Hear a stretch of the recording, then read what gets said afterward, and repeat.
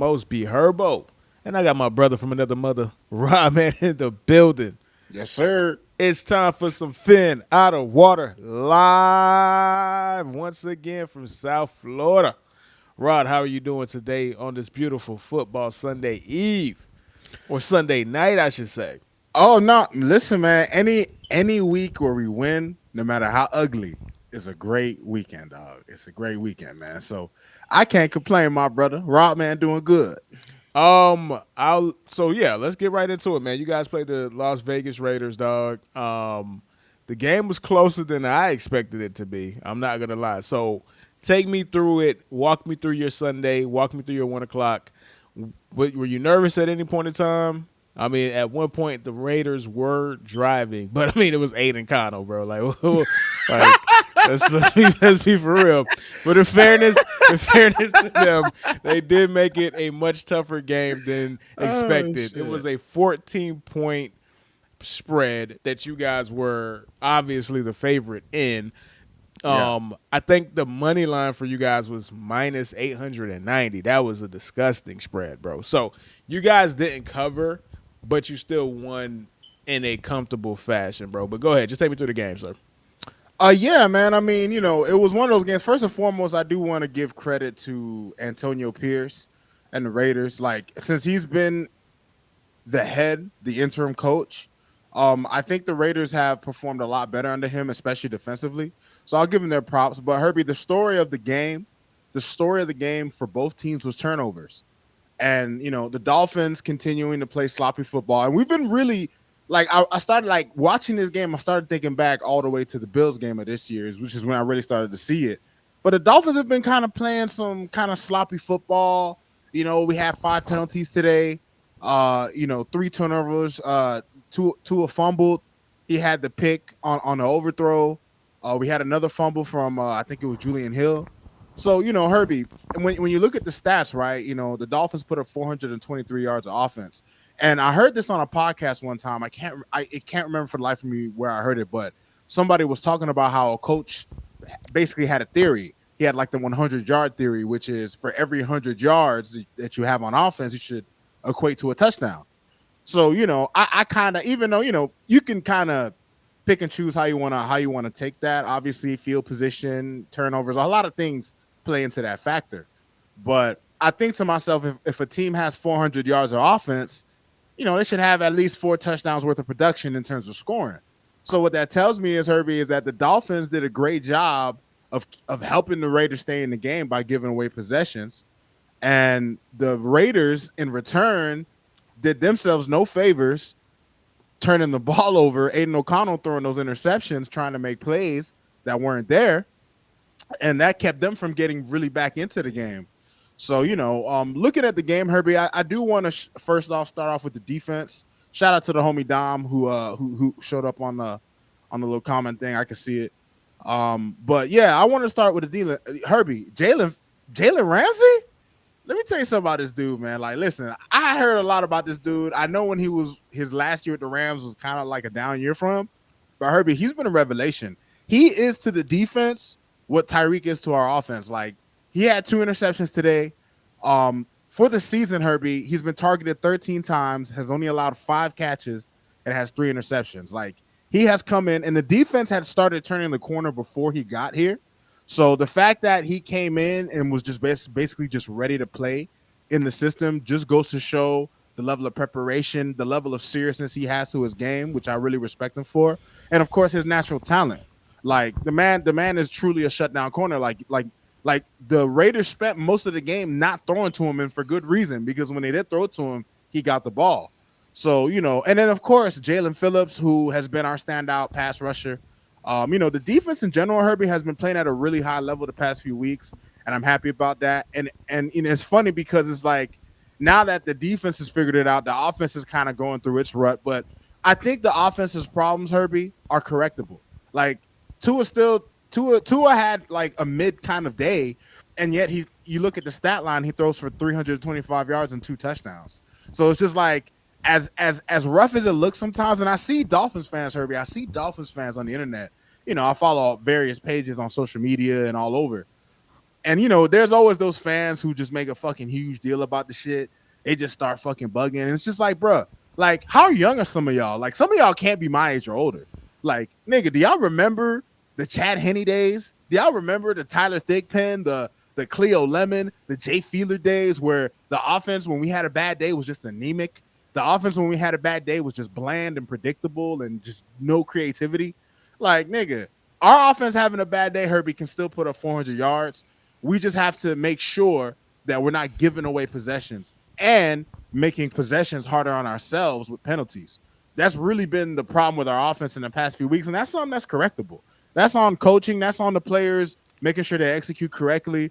I think it's something that the guys are going to get better at moving forward. They have to, Herbie, because it's been clear we can get away with playing like that against bad teams. Against Carolina, you can go down 2 touchdowns. You can throw a pick six from your end zone to the other end zone against the Giants.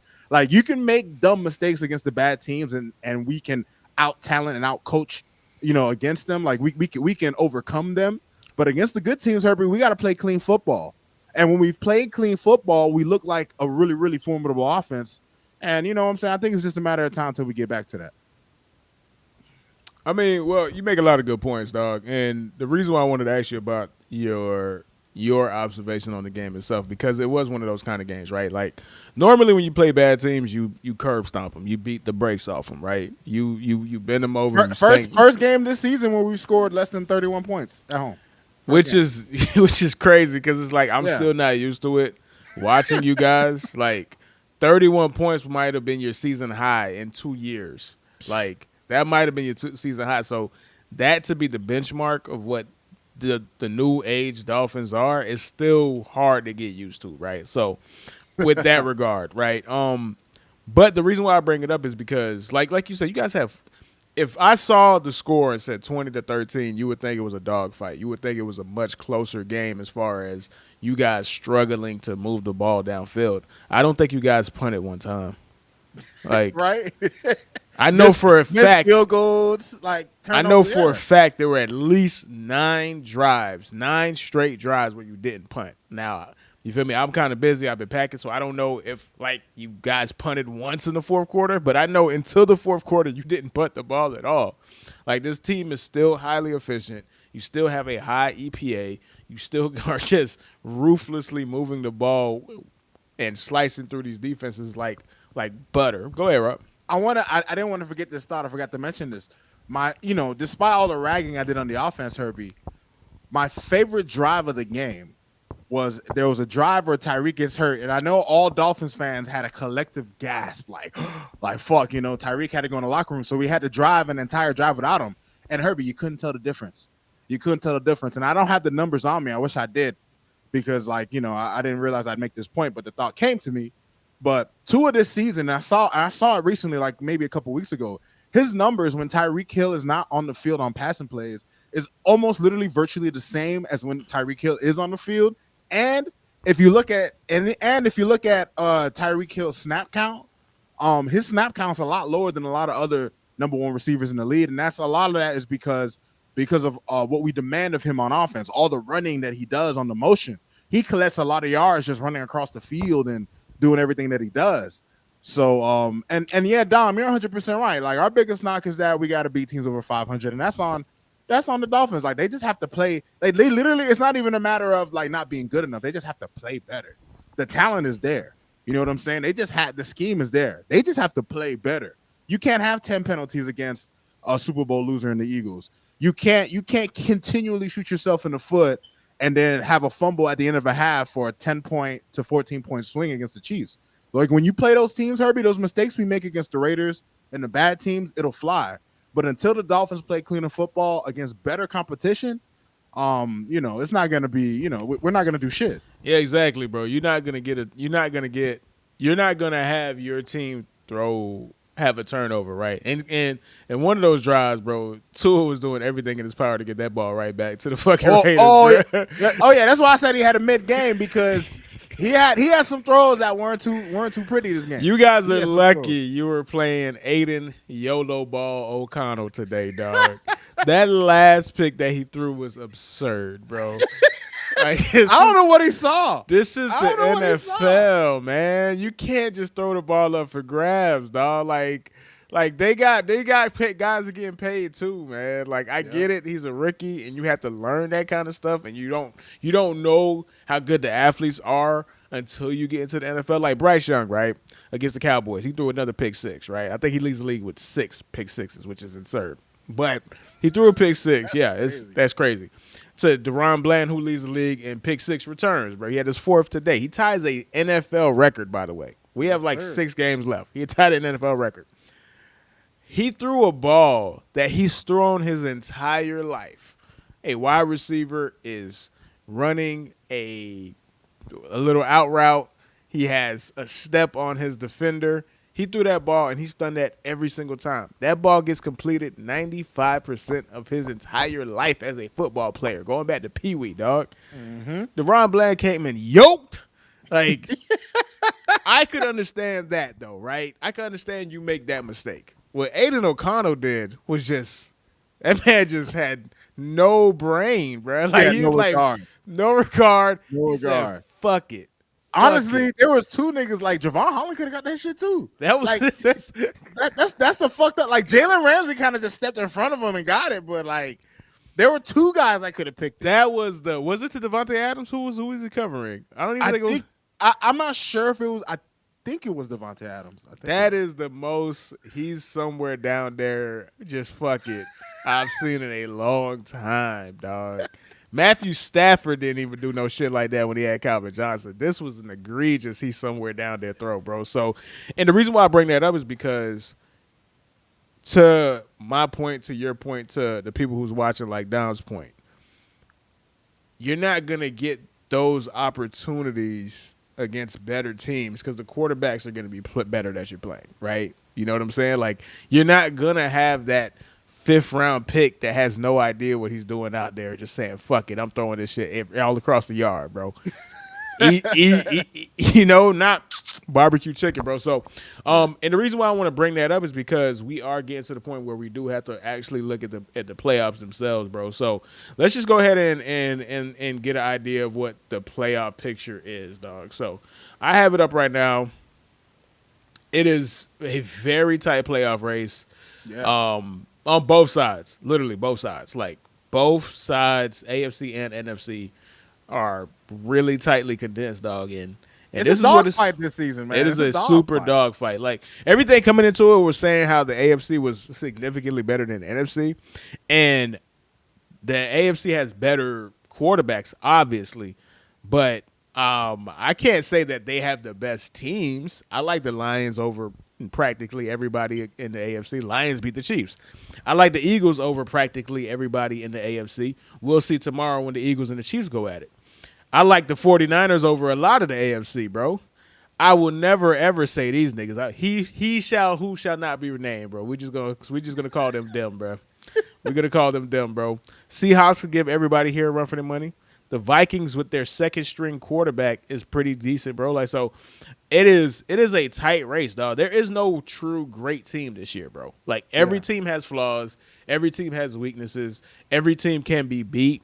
So it's going to be a very interesting playoff picture, bro. So this is where the Dolphins are right now, bro. You are currently the 4th seed. You are practically guaranteed. Like, you should walk into the playoffs as the AFC East champions. If you guys find a way to blow it, which I highly doubt, you still have an opportunity to make it on the back end as a wild card. I can't not see you guys not making the playoffs, right? So at this particular moment, who would you guys be playing? Who's the 5th seed? The Browns. Woo! Yeah, y'all might want to. Hey, we spanked those niggas last year too, but they're different this year. Are they though? Are they though with Dorian Haran Thompson, dog? No, like defensively. Let me say yes, that. Yes, absolutely.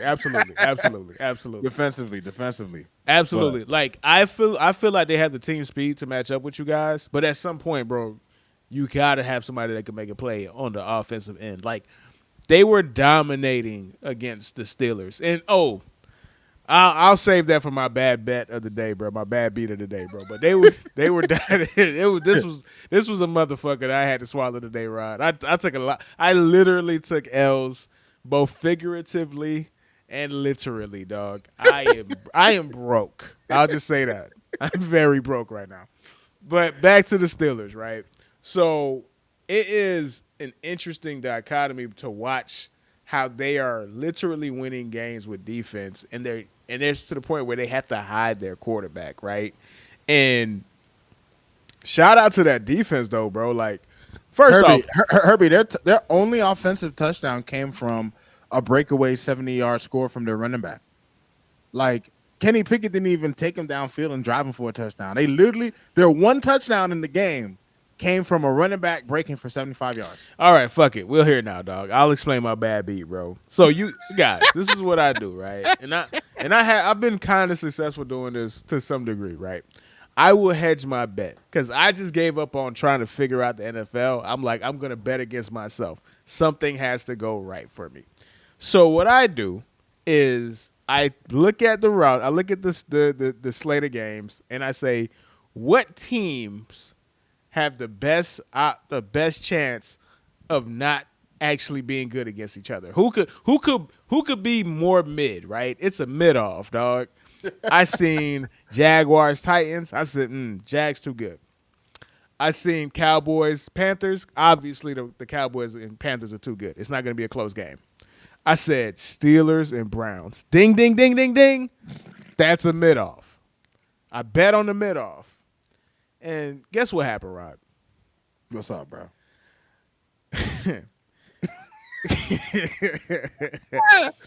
Ooh, this is gonna be good. The Browns score at 7-0. Steelers get the ball. Over. Browns over. Steelers over. Browns over. Steelers over. It's getting halftime, dog.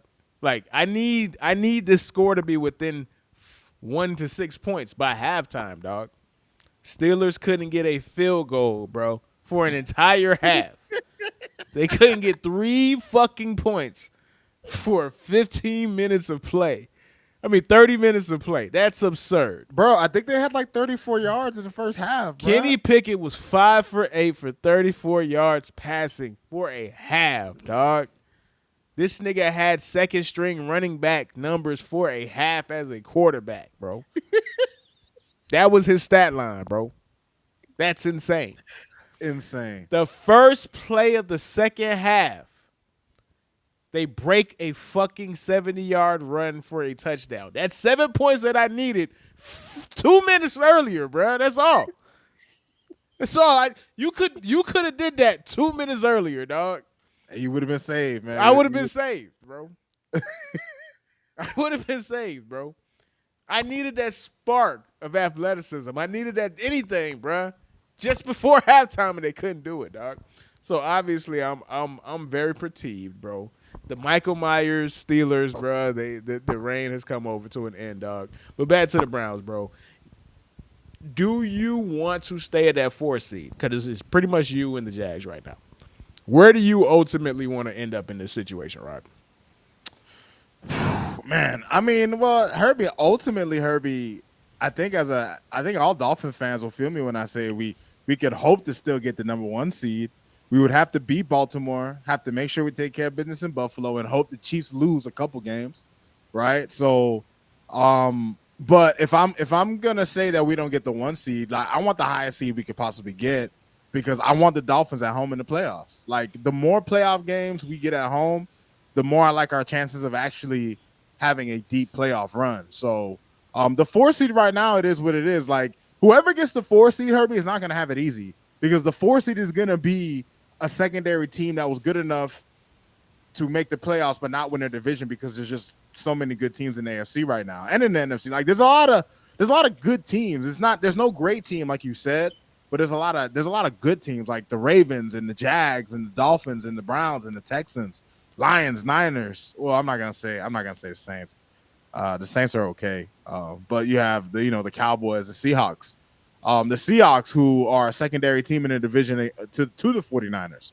So Herbie, there are a lot of good teams in the NFL, particularly in the AFC, and just based on how the Dolphins have played, especially when you watch how we play on the road.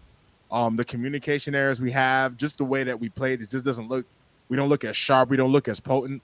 So the more chances we have at home to play in the playoffs, Herbie, and then you have to factor in the weather part of it.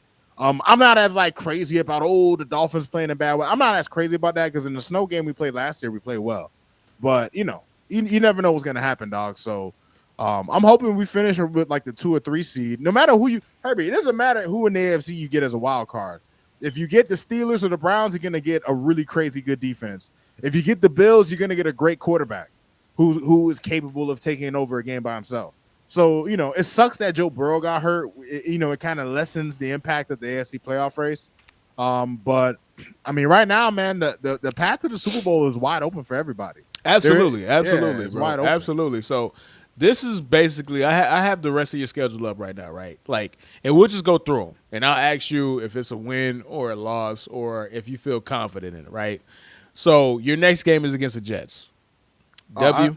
I feel good. It's gonna be an ugly game, but we're gonna win. Okay.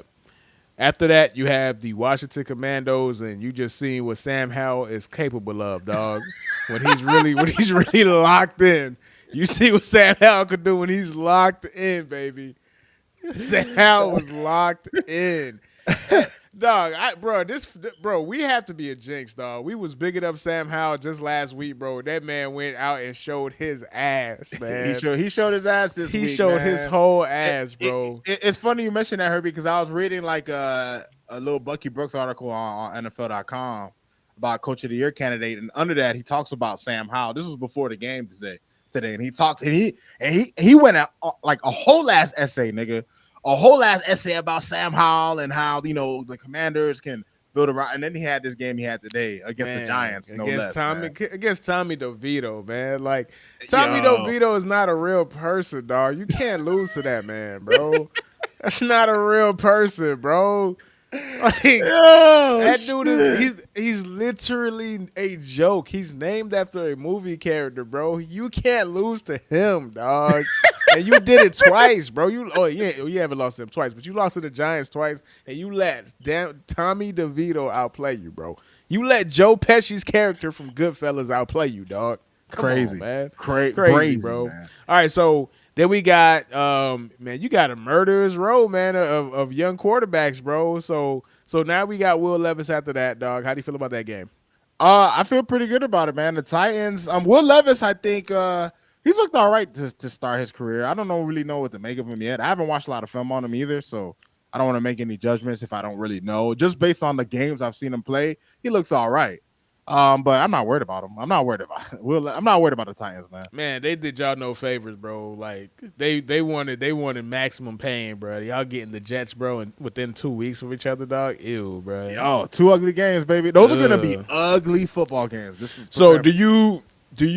What's more likely? You win both games, or you have a split with the Jets? Man, the fact that I'm even thinking about it just tells you what I think about them, bro. Because I would love to say we sweep them easy. Just looking at how putrid their offense was today against the Bills. Disgusting. But their defense has made a lot of really good quarterbacks look bad this year. And I would expect at least one game they'll probably make Tua look pretty bad. That doesn't mean it's going to be a loss, though. Nigga, we sweep those niggas, nigga. All right, so just then, we're 4-0. So we're looking at 11-3 at this point, if we make it through that. Now you got Cowboys. How do you feel about that game? Oof, this is the real murderer's row, these last 3 games. Woo, Herbie, I'm gonna be honest with you, man. Like, I don't know how you feel about your Cowboys, obviously, because you're a fan and you have your feelings about them. How do I feel about them niggas, bro? How do I feel about them? I told you, I'm not saying their name. Even though I just said their name, bro. How do I feel about they who shall not be named? Nah, bro. We beat up on Bryce Young. I'm supposed to be happy? Woohoo! No, nigga. Fuck no, nigga. Fuck no. I can't wait to hear Skip tomorrow, man. He gonna big that. Him and Michael Irvin, dog. They're so funny, bro. They crack me. Like, bro, any little achievement the Cowboys do, bro. It's disgusting. It's honestly disgusting. It's why we haven't won since '95. But go on. Nah, this is gonna be a really tough game, Harry, because your defense is a great defense and your offense can match ours. This is gonna be a tough game. Man, This is a tough one, Because dog. you're going to get a loss, bro. There's no way that you Yeah. guys are going, 7-0 to finish the season, bro? Like, yeah, that's not happening. That would be beautiful, but it's unlikely, right? It's So very unlikely. I'll say if we go 3-1, because the other thing that's unlikely too, Herbie, is us not losing to a bad team. Like, we're the only good team that hasn't lost to a bad team yet. So let's just renege one of my losses, right? One of those games. Let's say we lose a game to the Jets. Then I would give us a better chance of beating the Cowboys. But to go 4 straight, I think the Cowboys game would be the humbling game. And then we go to Baltimore, which is a game that Herbie, in the years past, I wouldn't have felt good at all about this game because prior to Tua, the Baltimore Ravens just continuously just kicked our bro. There are certain teams that you look at on the schedule that are division rivals that you hate, and it's not that I hate the Ravens, Herbie. It's just that because I like Lamar, but I just remember all the games where the Ravens just embarrassed The us, Ravens, dog. ironically, have become your Colts to the Miami Dolphins Patriots. And I know, matter of fact, let me switch it, bro, because I don't want you to be the Patriots, bro. That's disrespectful. My bad, dog. They are your Patriots to the Indianapolis's Colts, bro. They're your Patriots, bro. As like the Patriots and the Colts was in the 2000s, the 2010s. Yeah. This is that version of that. You feel me? So I'll tell you what, Lamar and Tua have great the past 2 games. We've beat them the past 2 times, right? But they've been 2 great games. So I'm looking forward to this game. You guys literally have history with the Ravens going back to when Lamar was a rookie and he put 50 up on you. The playoff game where Ed Reed returned a 109-yard Herbie, pick they six, were dog. they were our 1 win in 07, Herbie. Yeah, exactly. When you guys went Yeah. 1-15, bro, they were the team that you beat, dog. Like, you guys have so much history. You would think that you guys were a division rival, dog. It's hilarious, bro, for real. So I'll give them the due diligence. We lose Dallas, we lose Ravens, but we beat the Bills. The Bills ain't sweeping us, dog. Okay, that I know. And we finish it off with the Bills, bro. So what did you say, my guy? We beat the Bills. We beat the Bills, bro. Yeah. So at that point, you're going 6-1 in your last 7 games, right? So that would that would be like 5-2 because 5-2. Yeah. Okay, so you go 5-2 in your last 7 games, bro. So that's 12-5. 12-5. Now, going back to that playoff picture, we would have to predict. Okay, the Texans. Oh man, it's really going to be.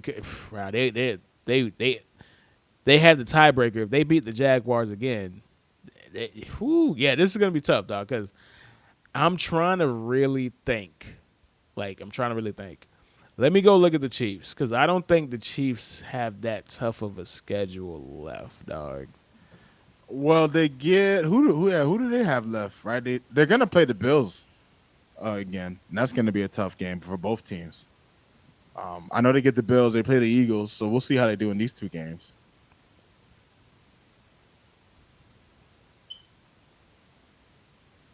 So they get the Eagles, Raiders. That's a dub.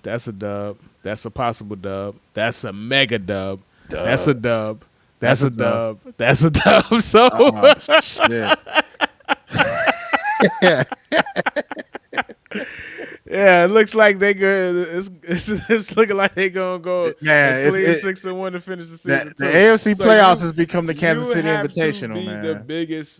the biggest Eagles fan tonight, bro. Otherwise, there's no catching these guys. That just because their schedule, they dominate their division. They dominate their division. Yeah. That Bills game, if it was 2 years ago, I would have been like, oh, if it was the 2023 Chiefs versus the 2021 Bills, or even the 2022 Bills of last year, I would have liked the Bills going into it. That Bills team right now is a broken team. They don't like each other over there up in Eastern New York, bro. No, they got turmoil, dog. Real turmoil, dog. So that looks like an easy game for them, dog. The Bengals, I mean, it's the NFL, and the Bengals know how to play these guys. They played them tough when they had Tyreek Hill, bro. So I'm pretty sure they could do a fantastic job covering them now when they don't really have any receivers. But you still got to play good football. Zach Taylor has to be a good coach because Joe Burrow's not there, and we all know that's not happening, bro. So not happening. yeah, those dudes might not even make the playoffs. They might be out of the playoffs entirely, bro. So Right. and then it's the Chargers. The Chargers are gonna beat themselves every single fucking time. The Chargers lost to the Packers today, dog. Herbie, like it's crazy, and I have it in my red zone. My thoughts from red zone, dog. I'll just say that part right now, dog. No. Save it for thoughts for red zone because I Got wanna have my parts too. Austin Eckler, y'all seen the video I put in the chat, right? Yeah. I see, Bro, I laughed at that for 30 minutes, dog.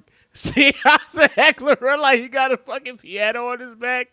Man, that's listen, the funniest shit I've seen all week. Austin Eckler, like that nigga was running with the weight of the world on his shoulders, bro. That nigga. I was like, damn, bro. Like that nigga. I felt like somebody was telling that nigga in his ear, "Giddy up, dog. Giddy up, man." That boy Austin Eckler. The funniest.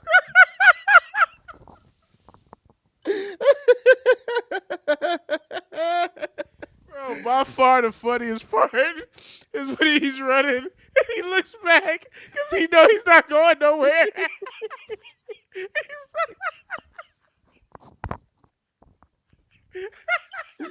Oh He shit! looked back, bro. dog, because he knew he knew. probably had half a second before they was on his ass. He was bro. like, "Damn, bro, He the knew old how- me would have been gone, man." Oh my god, bro, Shit, that now shit that- was when it goes for that position, dog. But that was the most glaring. I ain't got it no more I've ever seen on the football field in my life, Rod. Hey, and the caption of the video was perfect. It goes, Buddy said something along the lines of "Peep." I didn't slow this I down. didn't slow down the speed, bro.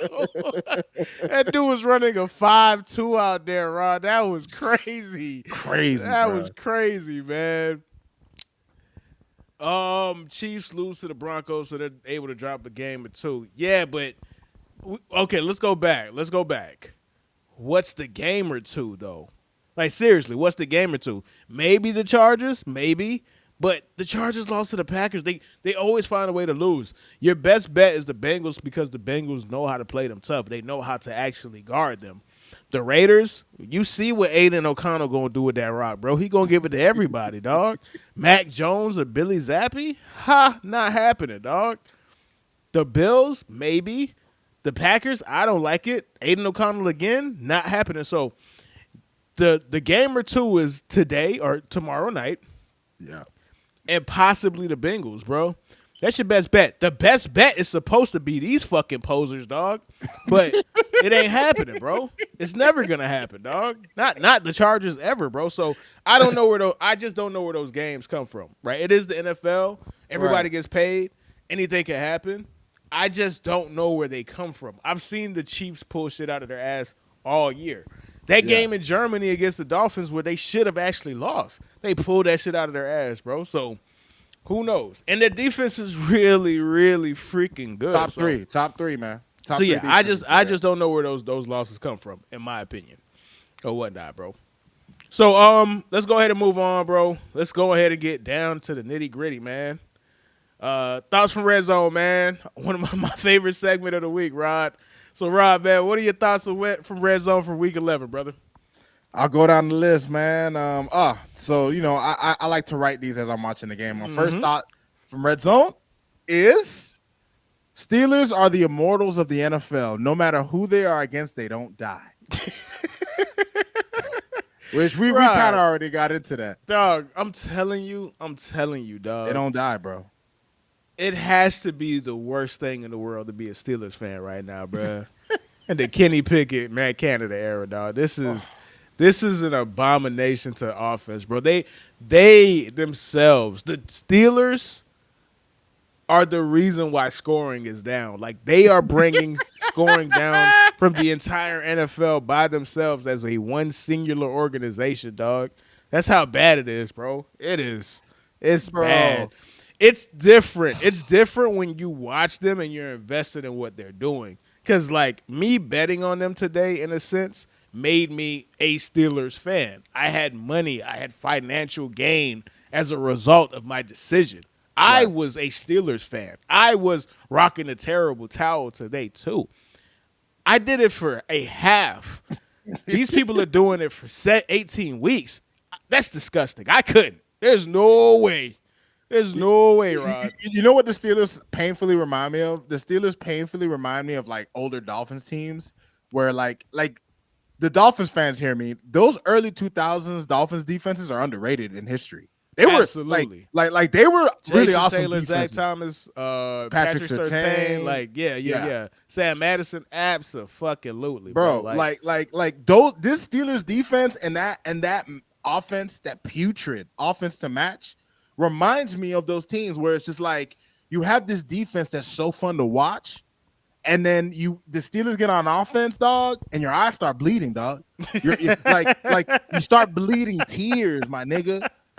Like, For real, your offense dog. is so bad, dog. That It's shit yeah, is man. crazy. Absolutely, it is truly painful, man. Like, before we get it, what's the shit, bro? Hellraiser, bro. Like with the pinhead dog and all that, bro. You know them '80s movies from the '80s, bro. It's called Hellraiser, Oh dog. yeah. That's what it is, bro. Like Yeah. watching the Steelers is you opening that box, bro, and you making a deal with the Hellraiser, dog, and you are sent to eternal sodomy, dog. Like that's what it is, bro. It's sodomy, dog. You're fucking yourself being a fan, bro. All right, next thought, my guy. Shout out to the homie Dom. He said I hate how the Steelers win so boring. And you know what, Dom? You're right, man. We all do, bro. It's painful to watch. And it's funny. Dom had another comment. He goes, "Golf for Stafford is the best win trade of all time." Okay, so we'll consider Win-win. that a thought from the red zone. So that's Dom's thought for the red zone. How do you feel about that? Because in a sense, it is as balanced as a trade as you're gonna get in recent memory. It's so funny he mentioned it because my second thought from red zone is exactly this: the shadows of Rams Jared Goff appeared today, and they still came through, which goes to show you the resilience of this Lions team. Absolutely. But to Dom's point, I 100% agree because you think about it, the Rams had everything in place for a Super Bowl. They just felt like they needed the right quarterback. They didn't need an all-time great quarterback. They just needed somebody who was playing than Jared Goff was at that time, which was Stafford. Somebody and you know me, we have a long history going back to the first iteration of Phin Outta Water, bro. Back in 2012, like when we first started this. I don't care for Matt Stafford. I think it's not Matt Stafford. I just have an issue with quarterbacks where we make excuses for, right? Yeah. And him winning a Super Bowl didn't hush the crowd or hush me, because I never said that he was not a Super Bowl winning capable quarterback. He was a number one overall pick. This is somebody who Mel Kiper said was going to be the number one overall pick when he was a freshman in high school, bro. That's how talented he is. Right. That's how talented he is. But because he was in Detroit and because Detroit are known for being losers, and Matt Stafford, I don't give a fuck what he's done, bro. He's a fucking loser in my eyes, bro. That Super Bowl ain't going to change that. It ain't changing shit. It's a fucking loser to me still. But it did validate Sean McVay. Sean McVay's decision to say, hey, I can give you 10 plays. I could give you 9 plays. I need somebody who's going to give me one back. Jared could never give you one back. If you give Jared 10 plays, he will execute 10 plays. If you need 9 plays and you need one play to take you over the hump, he didn't have it in him, right? And sometimes we just have to let guys get better. Like Jared Goff is the rare, very rare late bloomer when it comes to being a better football player as he got more experience. A change of scenery. Of scenery. Yeah. New right? Because the biggest knock on Jared Goff, and I trust me, I'm not trying to make the argument that he's progressed and he's gotten better significantly, because he's not. But the biggest knock on him was, if you move him off his spot, if he is required to play in any capacity out of structure, he is dead to rights. Dog, he had a play where the pocket broke down, Rod, This man took 5 years to take 2 steps laterally, bro. Like he ain't get better, dog. He's just more willing. He knows his limitations, right? That's the best thing about Jared Goff now. Jared Goff now knows his limitations. He pushed those limitations today with his 3 picks, dog. Like he really pushed them today. But he knows his limitations. He embraced his limitations. He became a better quarterback by knowing truly what he is not, right? And that's the version that the Lions are getting. And then the Rams got who Matt Stafford always has been. He has been a guy who's talented. He would throw the ball away, and he would throw a touchdown.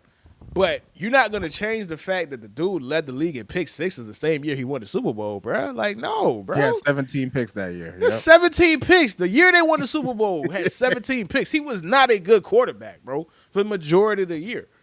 He just had a couple of good drives. NFC Championship. He did everything in his power to throw that ball, to throw the game away, literally. 2 people dropped picks. He didn't change, bro. He didn't change, bro. And they say luck is preparation meeting opportunity, man. That's what happened for him. But at the end of the day, Rams got a Super Bowl. Lions got a quarterback that's good enough to take them to the next step. Now, is he going to be good enough to take them to that final step? Who knows? Because Jared Goff has been to the Super Bowl before, right? You know what I'm saying? We just have different expectations for Jared Goff, and that's better for Jared Goff in the long run. But both people are happy. Both fan bases are happy, dog.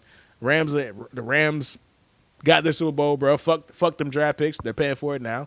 The Lions have a future, dog. So, yeah, bro. Even, bro. What's the next one, my guy? Next one. You're going to like this one, Herbie. Chargers going to Charger Part 1000. Dog. Fire Brandon Staley. Dog. Fire this nigga. Go ahead, cook, my guy. I spoke a lot, bro. It's your turn. Go ahead and cook, my G. Herbie, this is what I have to say for the Chargers, right? And, listen, as a Dolphin fan, like, Dolphin fans and Chargers fans have our own little rivalry now because, obviously, our quarterbacks were picked 1 pick apart. So, there's a part of me that always kind of enjoys watching, the Chargers kind of lose a little bit just to stick it to the Chargers fans. But the objective football fan in me will always look at film, will always watch the games with an objective eye. And Herbie, listen, I can't look at Justin Herbert. Like, listen, Herbert definitely has had opportunities to make plays and he's failed. But Herbie, at some point, the guy who is in charge of the team has to do his fucking job. Herbie, why is it that the Chargers defense can't stop anybody? Bruh, the fact that Jordan Love had 300-plus yards and 2 touchdowns after a stretch of just bad offensive football.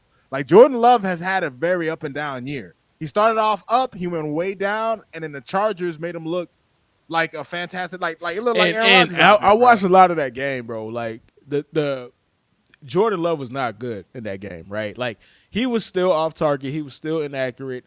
There was one play where he almost threw a pick, dog. The dude, his wide receiver had 5 steps on the defender, dog. There's no reason why the defender should have had any opportunity on the ball. That's how behind it was. So it wasn't like they made it so easy on Jordan Love, and Jordan Love still wasn't good, but it didn't matter because the defense is that bad, bro.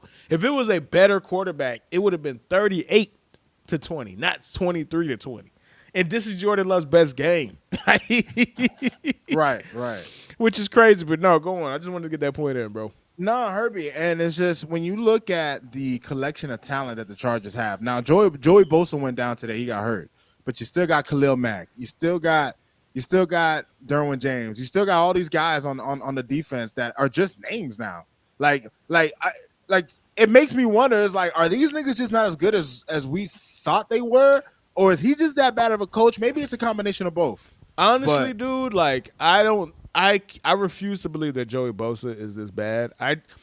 The reason why I said after that game when they lost to the Jaguars, right? I wasn't trying to be hyperbolic. I wasn't trying to be overreactionary, over emotional to the situation. But when Joey Bosa was going crazy on the sideline and got them an additional 15-yard penalty, I said it on the pod at that time. I said, The only reason why he's doing that is because the guy that he looks to as his head coach, he has no respect for. He's not scared of. There's no fear. They don't fear him. He wants to. Joey Bosa just gave you 15 yards to the opposite team in a game that you desperately need, and you patting this dude on the fucking back, bro. Like, it's okay, Joey. You'll get him next time. Like, no, bro. Loser, bro. Like, at that moment, I said it wasn't him blowing the 27-point lead that needed him to be fired. That in itself should get you fired anyway. But seeing it all collapse and burn around him, and nobody has respect for him enough to say, you know what, I can't do this because I can't put my coach to the fire. These guys don't listen to Brandon Staley, bro. Like, it's one ear out the other, dog. Like, so it's hard to truly say, is Khalil Mack washed? Is Joey Bosa washed? I know Casey Jackson was washed. Yeah. I think Derwin James is washed, right? He might be. He has had a lot of surgeries, dog. I mean, Asante Samuel Jr., like, you even hear about this nigga, bro? Like, he's a talented player, but do you ever hear about this nigga, dog? So, again, we not going to know. They need a new voice. Nah, and because the owner is Stan Kroenke, who should have fired him last year but didn't want to because he didn't want to spend money on a new coach, this is what he gets. He did this to himself. Like, when somebody says, we always say fire a coach, and the pushback to that is always, well, who are you going to replace him with? Sometimes it's not about who you replace him with. It's just about getting that dude out of the fucking building, dog. A bad apple is a bad apple. A bad apple is a bad apple. Like, Brandon Staley might be a good guy, might be a nice guy, but he had no business keeping his job this year, bro. It was only gonna end up like this. Everybody could see it. Even the biggest Brandon Staley fans who said he deserves to keep his job knew Gerson said anybody. Anybody. Like, sometimes you got to get rid of niggas, bro. Like, for real. Sometimes you got to get rid of niggas just because you have to. We seen it with the Raiders, dog. Josh McDaniels had to go. Had to. Antonio Pierce ain't going to be the long-term answer. Most likely not. But they are infinitely better and playing with more spirit just because somebody else is different that's there, bro. So it is what it is, man. What's the next one, my guy? The next thought from Red Zone that I'm going to have right now. The Browns look the same to me no matter who plays at quarterback. Like, is it because all the quarterbacks they have are black, dog? Is that what it is? No, they've all just been like, Deshaun Watson had one good game and a half the whole year. Like, just Deshaun Watson has played pretty mid to pretty bad all season long. Like, his stats in his games were bottom 5 level. So, Dorian Thompson coming in, DTH, and the fact that shit, well, I'm having a brain fart, dog. I can't even remember this nigga name, bro. Who? Quarterback, bro. I'm having Watson? a brain fart. Yeah, Deshaun Watson. Bro. Long day, long fucking day. Long day. I got you. Very long day. The fact that Deshaun Watson is not. Oh, here you go. This nigga always caving for niggas, bro. We niggas playing with a hurt shoulder, nigga. What about last year when that nigga was ass too? Last year, nigga. Fuck out of here, nigga. Oh, it's caving for Deshaun Watson. The fact that Deshaun Watson is not significantly better than DHT and PJ Walker is a problem. PJ Walker is somebody who was in the XFL last year, bro. Like, even if whatever you want to say, he's hurt or not, like, that is the worst contract in sports. Not just the NFL. That is the worst contract in sports. That is up there with the Albert Pujols contract, bro. Like, the worst contract in sports. It's bad, dog. It's 230. Bro, here's the thing, Herbie. They have to wait this shit out. They have to, because all that money is guaranteed. They have to wait it out, dog. Whose fault is that? Whose fault is that he missed 2 years, bro? Answer the question. Whose fault is that he missed 2 years, Gerson? Who? My fault? Your fault? Whose fault is it that he missed 2 years? At the end of the day, bro, it's about what you're doing. If you're on the field, you're expected to produce. You're expected to execute. You're expected to be a $232 million quarterback, dog. What he missed and the circumstances surrounding it are largely his own doing. So I can't give him a pass because he likes to do his thing in his own personal time, dog. That got him suspended, bro. It is what it is, Bruh, bro. no, Like, Deshaun Watson, I have no sympathy for this nigga. All the money you have, dog, and you wanted to be a pervert with the masseuses, man. Come on, bro. There's I'm people. gonna get one more can pay for comment. shit, I'm gonna get one more comment. That actually makes it look worse on Deshaun Watson's part, Gerson. The fact that you brought up Michael Vick. Michael Vick came out and became a Pro Bowl player, bro. Like a Pro Bowl player after spending 2 years in college. Now you can say, hey, he was with Andy Reid, obviously, but he still was executing. He was still a dominant football player. So I can't really let you have that one, bro. Anything else for the thoughts from the Red Zone? Yeah, my other thought I have. These are like I have Tommy DeVito went Super Guido today. I just had to put that in there. I put Panthers fans probably feel sicker and sicker by the week, even though CJ Stroud had his worst game. He threw 3 picks, but I mean, they won something that the Panthers aren't doing. So I'm sure Panthers fans are feeling sick. This one, you might like this one. Well, I don't know if you saw Mekhi Becton when he got hurt against the Jets, but I got a good look at this nigga. So I wrote, why does Mekhi Becton look like a 38-year-old pappy? Like, he just looked like some little kids just running. Like, he just looked like an old ass nigga to me, dog. He Like, does. He has an old nigga face, bro. he has such It's an because you old really nigga can't face. see his eyes, bro. It's like it's a lot going on up there, bro. Last 2 thoughts from Red Zone. I have 49ers play a factory efficient brand of football. And whenever they have all their moving parts, dog, they're just as scary, and that's on both sides of the ball. They're as scary as any team in the NFL, dog. Absolutely. As scary as any team. Final Red Zone thought. Ken Dorsey's sacrifice looks good for at least 1 week. Hey man, Scott McDermott, man, that's a cold nigga, man. That nigga got rid of Wesley Frazier, and Leslie Frazier. I'm sorry, and now he got rid of Ken Dorsey, dog. Niggas is gonna die before he die, bro. Like he gonna make it. He'll throw his own mama under the bus before he lose his job, dog. He gonna fight for that job, man. Herbie, you want to know what was the funniest part about what's his name getting fired? Well, not to say that him getting fired was funny, but the part that I found funny about the whole situation was that what technically cost the Bills the game, a game that they didn't deserve to win last week, by the way. Like had the Broncos lost that game, it would have been like all Broncos Nation would have been sick because that was a game that they should have won anyway, like going away. Mm-hmm. But the 12 men on the field wasn't even had nothing to do with with Ken Dorsey. Ken Dorsey. It had nothing to do with him. Put it like this, Herbie. If the Bills escape, let's say the 12-man penalty don't happen, that man don't lose his job. Y'all don't fire that nigga. So he was literally like Ken Dorsey is one of those niggas who was legitimately a scapegoat. He was a legitimate scapegoat. He literally, bro. I haven't seen somebody get served to the Wolves like this in the NFL in a long time, dog. Bro, crazy. That was dirty macking at the highest degree that Sean McDermott did, man. So let's go ahead and close out the show, man, with some closing thoughts, man. Do you have any closing thoughts? The only closing thoughts I have is that nah, man, I ain't got no closing thoughts. No, you're good. So I have a closing thought, and it's not necessarily about the NFL now. I've been watching a lot of player podcasts, right? And I was watching the one with the one dude who used to play for the Titans, right? Like he has a dreads or something like that in the NFL. And they had Rashad Mendenhall on, right? And they had Rashad the raw dog, yeah, the Raw Dog podcast, right? Yeah. The Raw Room podcast. The Raw Room podcast. And you're gonna bring up the shit about Ben and taking the blame? Is that what you're gonna bring up? No, I don't even know because I didn't watch the whole thing. Oh. I remember when Rashad Mendenhall, I vividly remember the game where Rashad Mendenhall got his shoulder broken by Ray Lewis, right?